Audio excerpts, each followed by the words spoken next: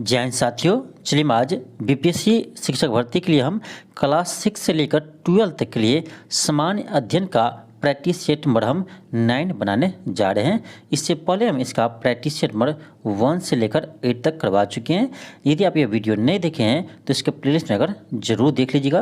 देखिए, आपको आज से हम आपको यानी मैथ का भी प्रैक्टिस सेट स्टार्ट कर दिए हैं।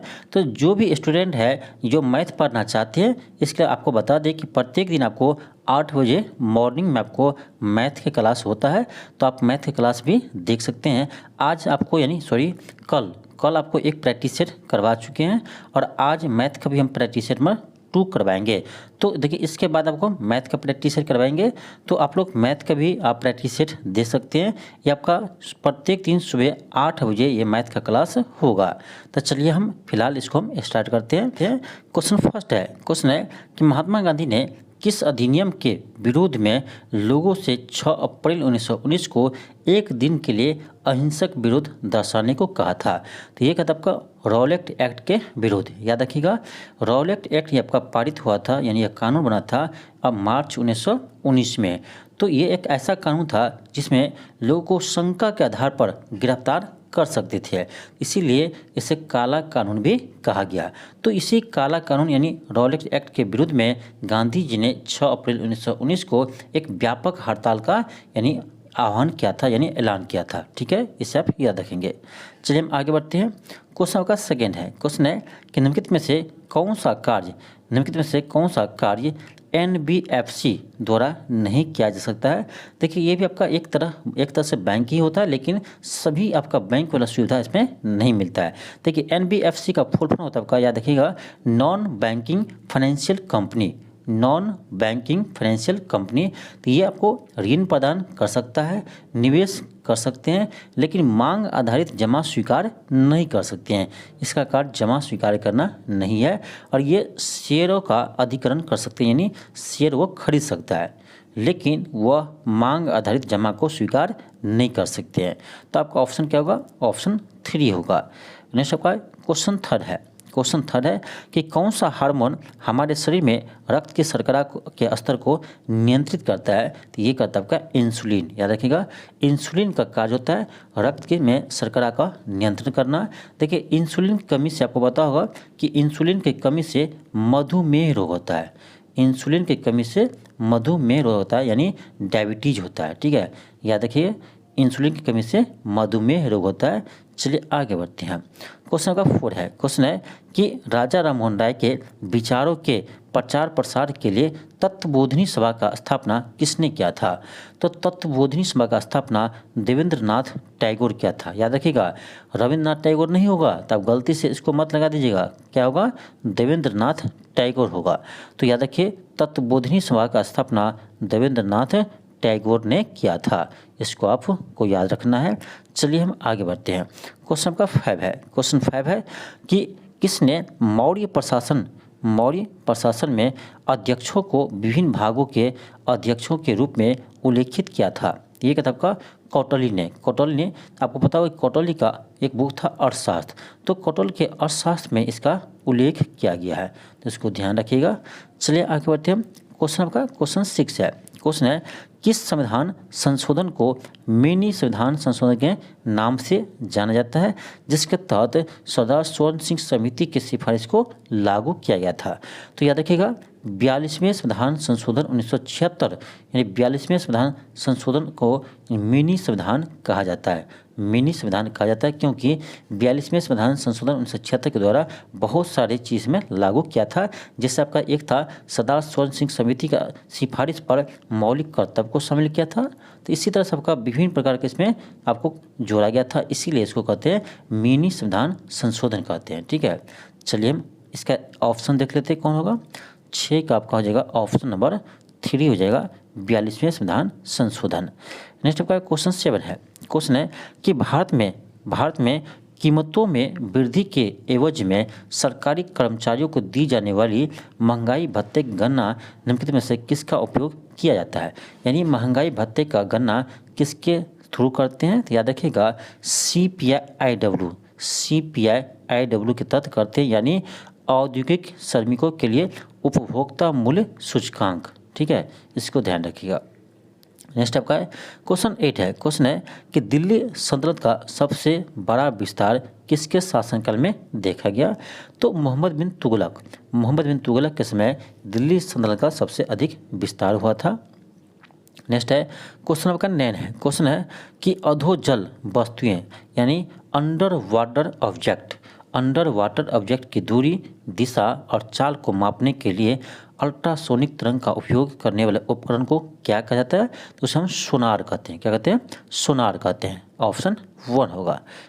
नेक्स्ट है क्वेश्चन 10 है। क्वेश्चन है कि निरक्षीय तल यानी इक्वेटोरियल प्लेन और कक्षीय तल यानी ऑर्बिटल प्लेन एक दूसरे को कितने कोण पर झुके होते हैं? तो याद रखिए कि ये दोनों साढ़े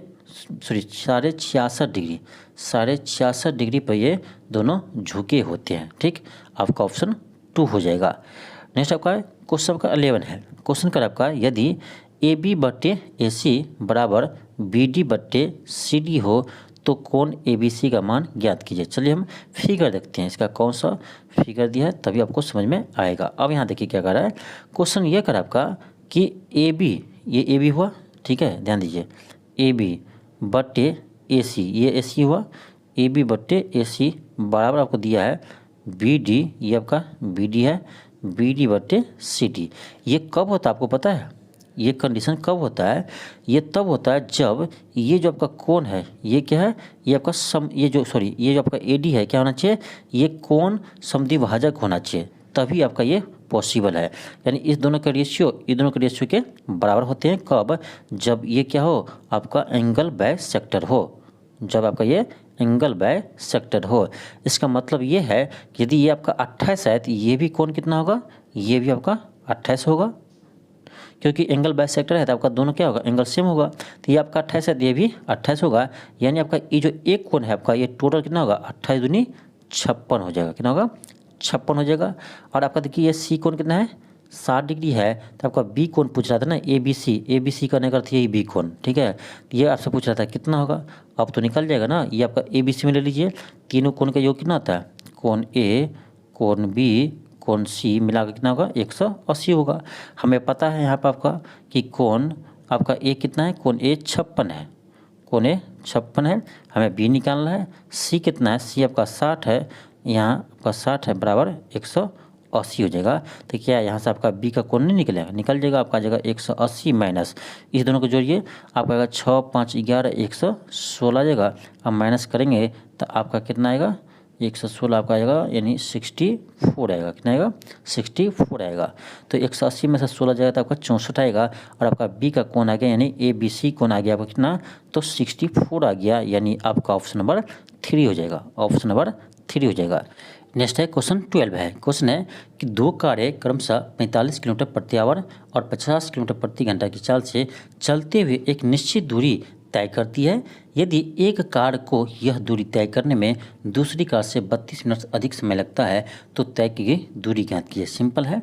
हम मान लेते हैं दूरी आपका D है, तो इसको देखिए 45 किलोमीटर प्रति घंटा जो चल रहा है, आपको इसको समय ज़्यादा लगेगा क्योंकि इसका चाल कम है। तो सिंपल है, तब क्या करेंगे? D/45। क्यों? तो दूरी बट्टे चाल, क्या तो समय होता है, इसका समय में से इसका समय घटा देंगे D/50, तो आपका कितना आएगा? ये आपका आ गया 32 आ जाएगा, क्योंकि 32 अधिक है इसका। तो 32/60 कर देंगे, क्योंकि आपका मिनट में है तो इसको हम आवर में बदल देंगे। ठीक है। अब क्या कीजिए, आप यहाँ से इसको भिन्न जोड़ कर लीजिए। ठीक, भिन्न जोड़ कीजिए, एलसीएम लेंगे, आपका कितना आएगा? आपका एलसीएम आएगा 450। 45 से भाग दीजिए, आपका 10 आएगा, तो यहाँ 10D आएगा, 9 × 5 = 45, यहाँ 9D आएगा, बराबर आपका आएगा 32/60 आएगा। ठीक है, 32/60। अब 10D में से 9D जाएगा, क्या बचेगा? आपका बचेगा D, तो D/450 बराबर आपका है कितना? 32/60 है। ठीक, अब देखिए ये जीरो कट गया, 3 से काटिए, 3 दूनी 6, 3 से काटिए, 15 × 45, 2 से काटिए, ये आपका जगह 16। आपका यहाँ से D आ जाएगा, कोना कोनी गुना करेंगे तो 15 × 16, 15 × 16, इसको आप गुना कीजिएगा, आ जाएगा आपका 240 किलोमीटर। इसको गुना कीजिएगा, आपका आ जाएगा 240 किलोमीटर। यही आपका आंसर है। ऑप्शन नंबर क्या होगा? 4 होगा, 240 किलोमीटर। नेक्स्ट आपका क्वेश्चन 13 है। क्वेश्चन 13 है। क्वेश्चन आपका है कि ए एक कार्य को 24 दिन में पूरा करता है और कह रहा है उसने 21 दिन कार्य किया। अब देखिए कह रहा है कि 24 दिन में पूरा कार्य करता है लेकिन वह 21 दिन कार्य किया। तो अब देख लिए 21 दिन कार्य किया है तो और 24 दिन में पूरा कार्य करता है। देख लीजिए कितना काम किया है। तो आप क्या कीजिए 3 से 3 सत्ते 21, 3 अट्ठे 24, 7/8 भाग वो कार्य किया है। 21 दिन कार्य किया तो 7/8 भाग कार्य वो कर लिया। बचा कितना कार्य, क्या कीजिए 1 में से 7/8 भाग आप माइनस कर दीजिए, आपका जगह क्या 1/8 भाग, यानी कार्य क्या बच गया 1/8 भाग कार्य बच गया। वो कौन करता है, तो यहाँ कह रहा है कि बी ने शेष कार्य को 5 दिन में पूरा करता है। तो शेष कार्य कितना बचा था 1/8 भाग बचा था, उसको बी को करने में 5 दिन समय लगा। तो पूरा कार्य करने में कितना लगेगा 8×5 40 दिन समय लगेगा। यानी हमें ये भी मालूम हो गया कि बी को ये कार्य पूरा करने में 40 दिन का समय लगता है। तो ए को तो आपको दिया गया ही है 24 दिन लगता है, बी का हम अभी निकाल लिए 40 दिन समय लगता है। अब कह रहा है कि ए और बी एक साथ मिलकर करें तो कितने दिन में कार्य पूरा हो जाएगा। ठीक है, तो कुछ नहीं, आपको ये 40 है, दोनों का एलसीएम कीजिए। तो 24 और 40 का एलसीएम करेंगे कितना आएगा, तो 24-40 का एलसीएम आपका आ जाएगा 120 आ जाएगा। ठीक है, 120 आएगा। अब 24 से 120 में भाग दीजिए तो आपका आ जाएगा क्या 5 आएगा। तो यानी ए का एफिशिएंसी 5 आ गया, 4×12, बी का एफिशिएंसी 3 आ गया। ठीक, 3 आ गया। हमें क्या चाहिए, समय चाहिए, समय चाहिए। टोटल आपका वर्क कितना 120 है, दोनों का एफिशिएंसी को ऐड कर दीजिए क्योंकि ए और बी दोनों मिलकर कर रहा है। तो 5 और 3, 5 3 8 हो जाएगा, 8 से भाग दीजिए तो 15×8 20 से होता है, यानी आपका आ जाएगा 15 दिन। कितना समय लगेगा, तो दोनों को यह कार्य पूरा करने में 15 दिन का समय लगेगा। ऑप्शन आपका 3 होगा, ऑप्शन 3 होगा। नेक्स्ट है क्वेश्चन आपका 14 है। क्वेश्चन है कह रहा अभी से 6 वर्ष बाद, अभी से यानी वर्तमान से 6 वर्ष बाद कृति की आयु उनके भाई कुणाल की आयु की दोगुनी हो जाएगी। अब देखिए हम मान लेते हैं कि यहाँ पर इसका वर्तमान का आयु है, तो कह रहा है इसके क्या 6 वर्ष बाद, ठीक है 6 वर्ष बाद, 6 वर्ष बाद कह रहा है उसकी आयु उसके भाई का आयु से दोगुनी हो जाएगी। ठीक है, तो हम मान लेते हैं उसका भाई का आयु 1 है तो इसका आयु कितना होगा 2 हो जाएगा। तो रेशियो आ गया आपका 2:1 आएगा।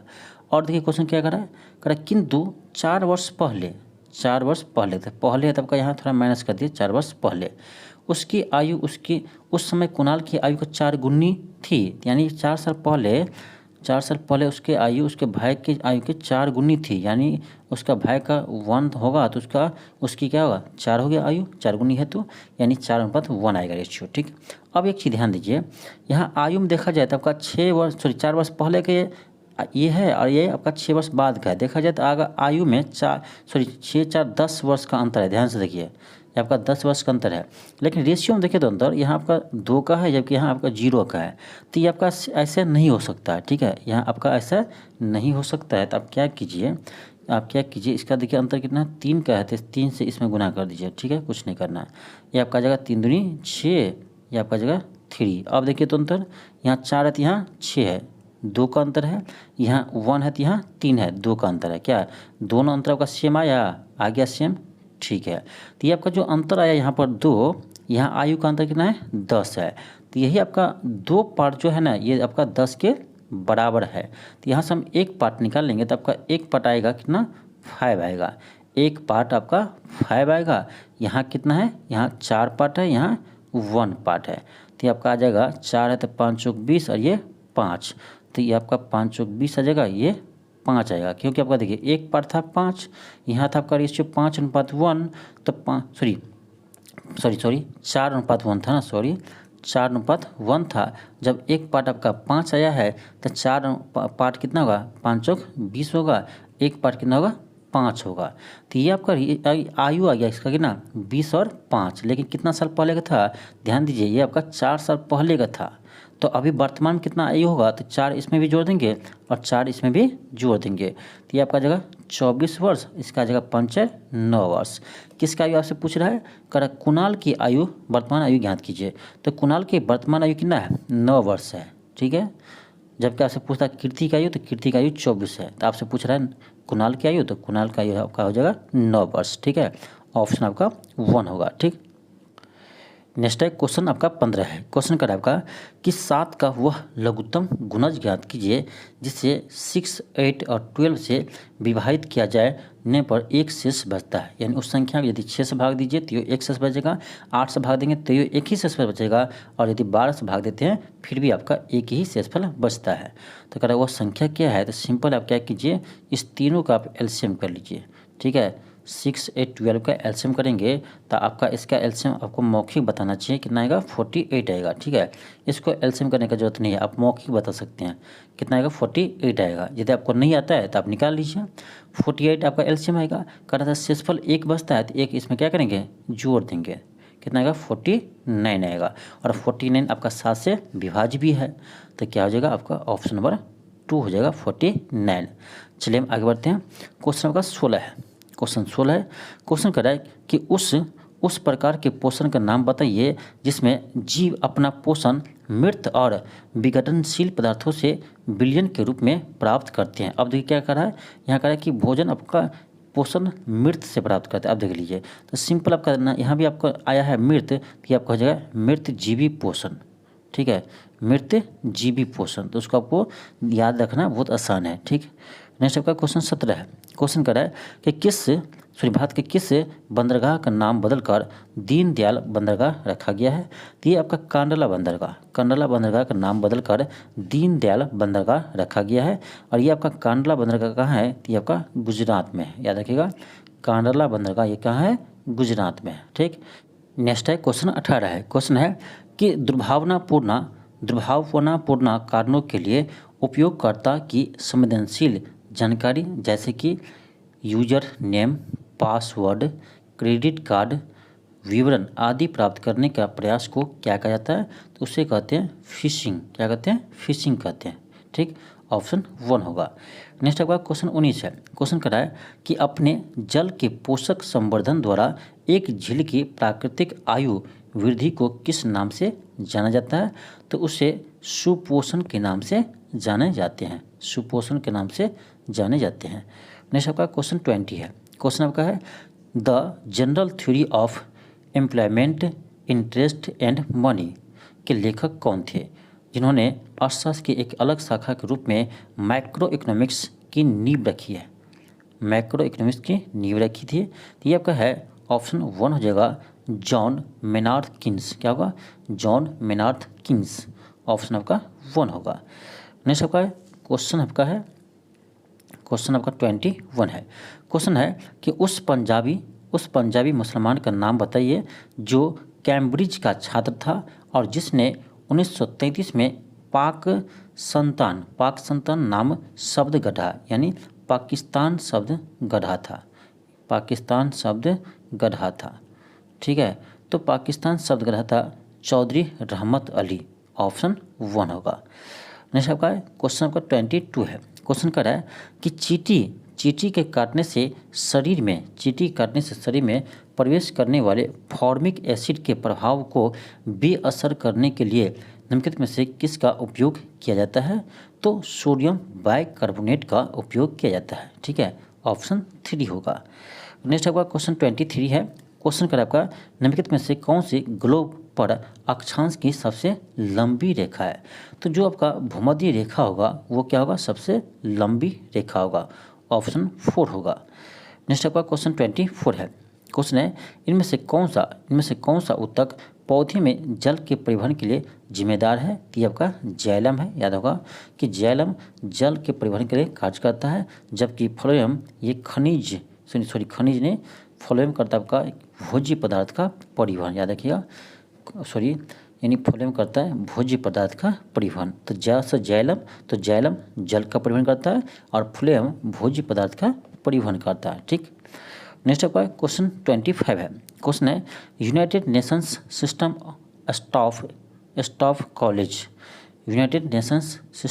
स्टाफ कॉलेज का मुख्यालय कहाँ स्थित है, तो ये आपका ट्यूरिन में, कहाँ है, ट्यूरिन में है, ऑप्शन आपका 1 होगा।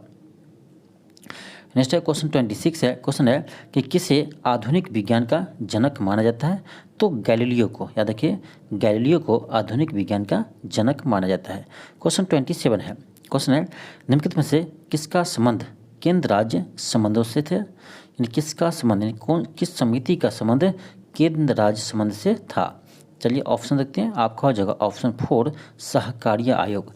सहकारिता आयोग का संबंध था आपका केंद्र राज्य संबंध, आपका ऑप्शन 4 होगा। ये समिति का गठन कब किया गया था, तो याद रखिए 1983 में इसका गठन किया गया था और यह समिति रिपोर्ट प्रकाशित किया था 1988 में।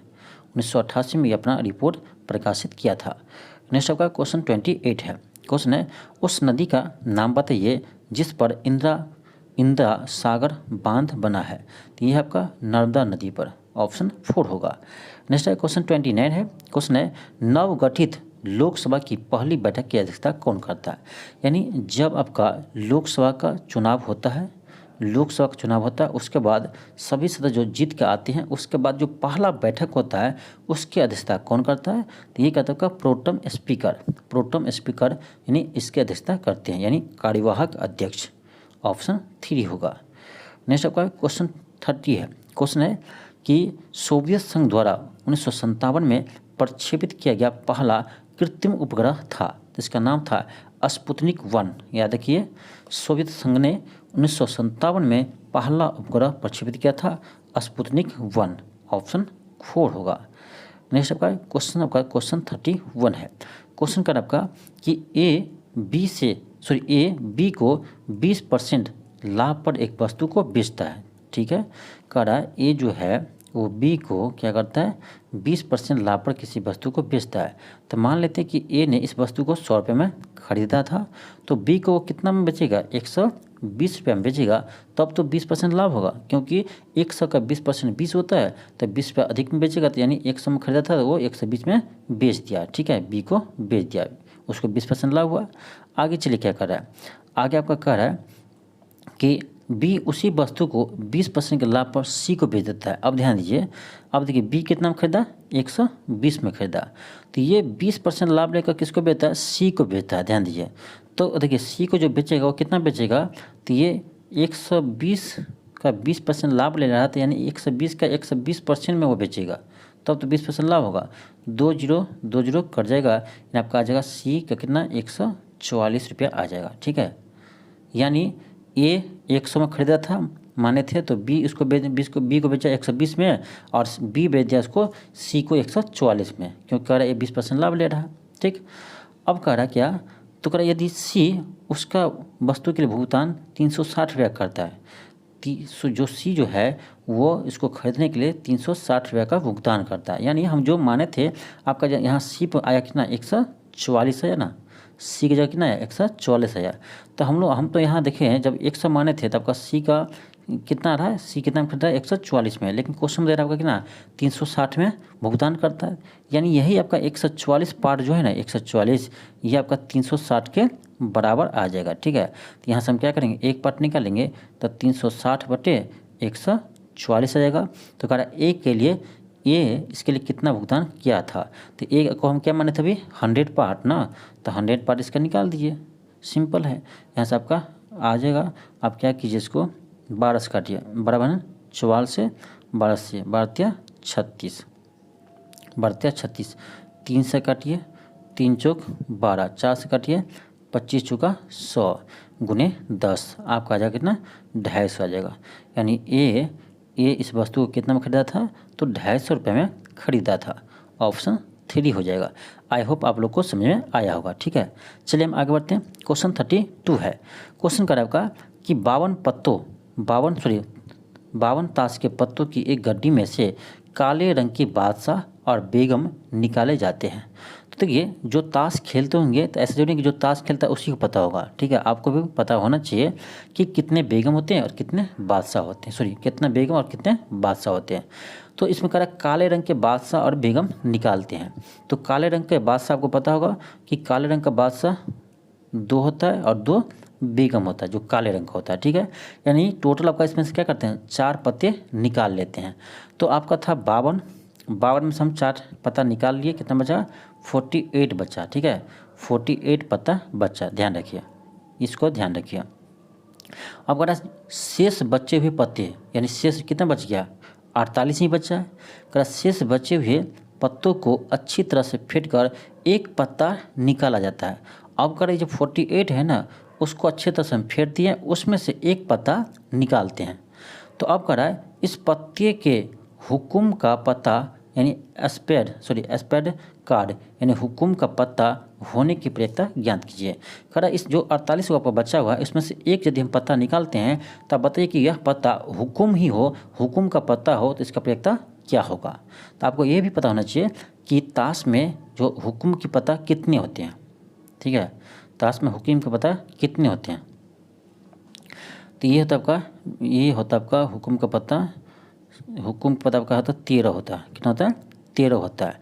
लेकिन इसमें से कर आपका क्या कि इसमें से कर आपका क्या कि यहाँ देखिए शेष बच्चों पत्ते में से करा यहाँ हम जो पहले 4 पत्ता निकाले थे तो ये तो 13 52 में से होता है ना, 52 में से आपका 13 पत्ता होता है। तो इसमें से हम 4 पत्ता निकाले थे तो लाल पन आपका 2 निकल गया था। ठीक है, 2 निकल गया था। तो ये आपका बचेगा कितना? 11 ही बचेगा, 11 ही बचेगा। तो 11 ही बचेगा, ये आपका 11 है। ठीक है, टोटल कितना आपका? टोटल आपका 48 है। तो ये इसका प्रोबेबिलिटी आ जाएगा 11/48। ठीक है, ऑप्शन आपका क्या होगा? ऑप्शन 3 हो जाएगा, ऑप्शन 3 हो जाएगा। ठीक, नेक्स्ट आपका क्वेश्चन 33 है। क्वेश्चन कर रहा है कि दो संख्याओं के लघुत्तम समावर्तक यानी एलसीएम और एचसीएफ क्रमशः इतना और इतना है। आपको देखिए दो संख्या का एलसीएम भी दिया है और एचसीएफ भी दिया है। आपको पता होगा कि एलसीएम गुने एचसीएफ क्या होता है, या एक चीज़ रखिए कि पहली संख्या गुने दूसरी संख्या होता है आपका एलसीएम गुने एचसीएफ। इसी को यहाँ यूज करेंगे। आपको कह रहा है कि एलसीएम भी दिया है, एचसीएफ भी दिया है और एक संख्या भी दिया है। तो कह रहा है दूसरी संख्या क्या होगा? सिंपल है, पहली संख्या कितना है? 12 है। तो ए की जगह आप 12 ले लीजिए, बी की जगह बी हमको नहीं पता है, एलसीएम आपको पता है कितना है? 60 है, एचसीएफ का 3 है। ठीक है, 12 से काट दिया, 12 पंचे 60। यहाँ से आपका बी का वैल्यू आपका आ जाएगा 5 या 15 आएगा, बी का वैल्यू 15 आएगा। तो ये सिंपल क्वेश्चन था आपका ऑप्शन में क्या आएगा? 3 आएगा, ऑप्शन 3 आएगा। नेक्स्ट आपका क्वेश्चन 34 है। क्वेश्चन कर रहा है कि एक वर्ग का परिमाप और वृत्त के परिमाप परिधि के समान बराबर है। यानी एक वर्ग का परिमाप और वृत्त के परिमाप क्या है? बराबर है। देखिए परिमाप का या परिधि के एक ही बात है। ठीक है, तो वर्ग का परिमाप वृत्त के परिमाप बराबर है। कर वर्ग और वृत्त के क्षेत्रफलों का अनुपात ज्ञात कीजिए। सिंपल है। अब देखिए किसी वर्ग का परिमाप क्या होता है? 4 गुने भुजा होता है। ये कर आपका बराबर है यानी वृत्त के परिधि के बराबर, और वृत्त का परिधि क्या होता है? 2πr होता है। यहाँ से आप क्या कीजिए? ए का वैल्यू निकालिए, आपका जगह 2πr/4, 2 से काट दिए, 2 दूनी 4, ये आपका जगह πr/2 आ जाएगा। ध्यान दीजिए यहाँ से मैं वर्ग का एक भुजा क्या आ गया? πr/2 आ गया, उसको रखने दीजिए। अब करें उसके क्षेत्रफल का अनुपात निकालिए। तो वर्ग का क्षेत्रफल क्या था आपका? वैसा भुजा स्क्वायर होता है E/2, और वृत्त का क्षेत्रफल क्या होता है? πr² होता है। अब देखिए हमें ए का वैल्यू क्या आया? यहाँ πr/2 आया। तो ये जो आपका ए है ना, उसके जगह हम क्या रखेंगे? उसके जगह हम रख देंगे πr/2। ध्यान दीजिए, तो πr/2 रखेंगे तो उसका स्क्वायर है तो स्क्वायर कर देंगे, ये स्क्वायर हो गया। E/2 क्या था आपका? πr² था। इसको आप सही से कीजिएगा, क्या आपका आ जाएगा? π² आ जाएगा, r² आ जाएगा, बटे 2 दूनी 4 आपका आ जाएगा। E/2 आपका आ जाएगा, E/2 आपका आ जाएगा πr²। अब देखिए एक पाई कर जाएगा, r² कर जाएगा, आपका आ जाएगा फाइनली क्या? π/4/1 आएगा। अब देखिए 4/1 है तो क्या कीजिए आप इसको सही से कीजिएगा तो आपका जगह कितना? π/4 आ जाएगा। ठीक है, π/4 आ जाएगा, ऑप्शन नंबर 1 आ जाएगा। ठीक, नेक्स्ट आपका क्वेश्चन 35 है। अब देखिए ये आपका रीजनिंग का क्वेश्चन है। आपका यहाँ पर कौन सा संख्या आएगा? ठीक, यहाँ देखिए ये आपका 4 है या 7 है? कितना ज़्यादा है? 3 ज़्यादा है। ये 13 है, कितना ज़्यादा है? 6 है। ये कितना का अंतर है यहाँ पर? यहाँ आपका 9 का अंतर है। यहाँ देखिए आपका 12 का अंतर है, और 49 में 34 घटाते हैं तो कितना था आपका? यह था आपका 15 का अंतर है। यानी 3 का अंतर है, फिर 6 का है, फिर 9 का है, फिर 12 का है, फिर 15 का, फिर तो क्या होगा? 18 का अंतर होगा, क्योंकि देखिए सभी में 3 का गैप है, तो यहाँ भी 3 का गैप होगा। तो 18 का अंतर होगा तो हम क्या करेंगे? 49 में 18 को ऐड कर देंगे, आपका अगली संख्या आ जाएगा 9 8 17, 4 1 5 5 1 6, 67 हो जाएगा। अब किस ऑप्शन में 67 है? ऑप्शन 4 में है। तो ऑप्शन 4 हो जाएगा। ठीक, नेक्स्ट आपका क्वेश्चन 36 है। क्वेश्चन कर रहा है कि वह एकमात्र भारतीय राज्य कौन सा है जिसकी सीमा सिक्किम से जुड़ी हुई है। तो सिक्किम से सीमा लगाती है पश्चिम बंगाल, सिक्किम से सीमा लगाती है पश्चिम बंगाल। और देखिए सिक्किम एक ऐसा राज्य है जो 3 देश से सीमा लगाती है। कौन कौन देश है याद रखिए, ये सिक्किम जो है ये भूटान से सीमा लगाती है और चीन से सीमा लगाती है, चीन के तिब्बत क्षेत्र, चीन का जो आपका तिब्बत क्षेत्र है उससे सीमा लगाते हैं। और ये जो सिक्किम है ये नेपाल से सीमा लगाते हैं। तो ये आपका ऐसा राज्य है जो 3 देश से सीमा लगाते हैं। तो सिक्किम एक ऐसा राज्य है जो 3 देश से सीमा लगाते हैं, वो देश है भूटान, चीन, नेपाल। तो उसको भी ध्यान रखिएगा। नेक्स्ट आपका क्वेश्चन 37 है। क्वेश्चन है कि भारत के उच्चतम न्यायालय के मुख्य न्यायाधीश और अन्य न्यायाधीशों की नियुक्ति कौन करता है। तो ये राष्ट्रपति करता है, ये आपको मालूम होनी चाहिए। ठीक है, नेक्स्ट आपका क्वेश्चन 38 है। क्वेश्चन करा कि जनगणना 2011 के अनुसार भारत का तीसरा सर्वाधिक जनसंख्या वाला राज्य कौन सा है। तो यह है हमारा बिहार। जनसंख्या में बिहार का कौन सा स्थान है, तो बिहार का तीसरा स्थान है। अब देखिए जनसंख्या का सबसे पहला स्थान किसका है, तो यह आपका उत्तर प्रदेश का। उसके बाद उत्तर प्रदेश के बाद महाराष्ट्र का है, उत्तर प्रदेश के बाद महाराष्ट्र आता है। उसके बाद आपका बिहार आता है जनसंख्या में। बिहार के बाद क्या आता है, बिहार के बाद पश्चिम बंगाल आता है जनसंख्या में।